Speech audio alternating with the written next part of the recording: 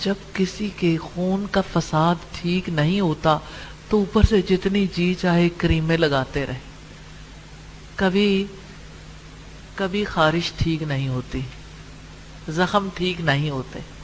اور یہ جو زندگی کی خارش ہے نا، ریلی اگر آپ دیکھیں یہ جو ٹینشن ہے، ڈپریشن ہے، یہ بھی خارش کی بیماری سے کم نہیں ہے۔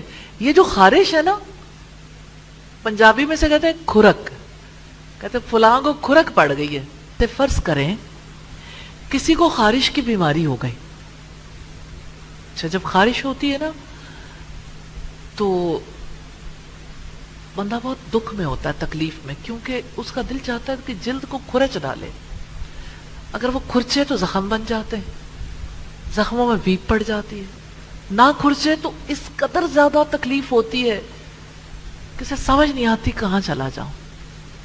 اب زخم بن جائے اور ڈاکٹر علاج تجویز کریں یہ فلاں ٹیوب کریم لگا لیں، تو کیا ہوگا؟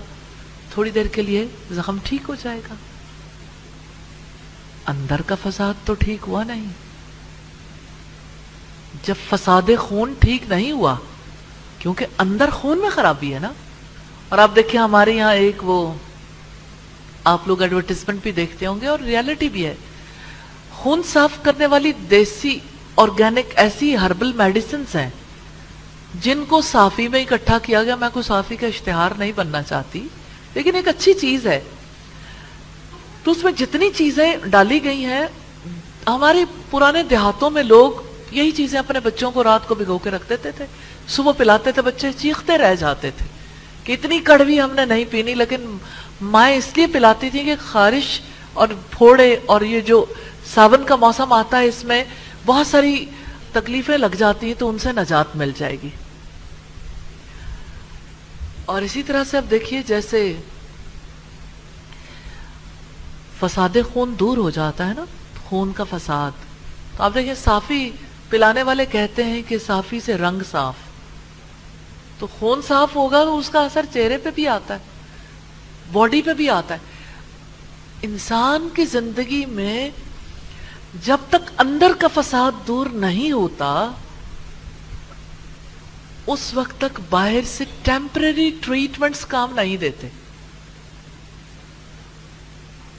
آپ ٹیوب لگا لیں، کتنے ہی لوگ ہیں جن کو پاؤں کی انگلیوں کے درمیان، ان کی انگلیوں کے درمیان تھوڑا سکن جو ہے وہ گل جاتی ہے، پسینے آ کے یا بیماری کی وجہ سے جو بھی سلسلہ، تو پھر وہ اس کے اوپر کوئی نہ کوئی کریم لگا لیتے ہیں، ساری زندگی لگاتے رہتے ہیں، کیونکہ اندر کا علاج تو کرا ہی نہیں، اس کو بیرونی معاملہ سمجھا۔ انسانی زندگی میں جب تک اس کا اندر نہیں بدلتا، جب تک من نہیں بدلتا، اس کے اعمال میں گہری تبدیلی نہیں آتی۔ فساد تو اندر انسان کی سوچ کا ہے، انسان کی اپروچ کا ہے، اس لیے مائنڈ کی ری پروگرامنگ ضروری ہے۔ اس لیے نبی صلی اللہ علیہ وسلم نے 13 مکی سال عقیدہ سکھایا تھا کہ اللہ تعالیٰ کی ذات کی حقیقت کو سمجھو، آخرت کی حقیقت کو، رسالت کی حقیقت کو، کتابوں کی حقیقت کو، تقدیر کی حقیقت کو اور فرشتوں کی حقیقت کو۔ تو یہ جو ہے نا خارش، جب یہ خارش پڑ جاتی ہے نا کسی کی زندگی میں، تو دراصل یہ اندر کے سوالات ہوتے ہیں جو ان ایڈریسڈ رہ جاتے ہیں، کیونکہ زندگی آل ٹوگیدر ڈیفرنٹ ہوتی ہے، سوچ ڈیفرنٹ ہے، ڈی کنڈیشننگ نہیں ہوتی۔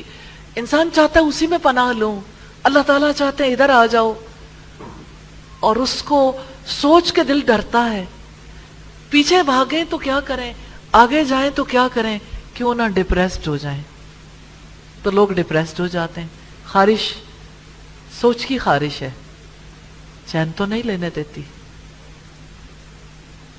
انسان کہتا ہے باہر والے میرا علاج کرتے ہیں کہ مجھے اس غم کی کیفیت سے، مایوسی سے نکال لیں۔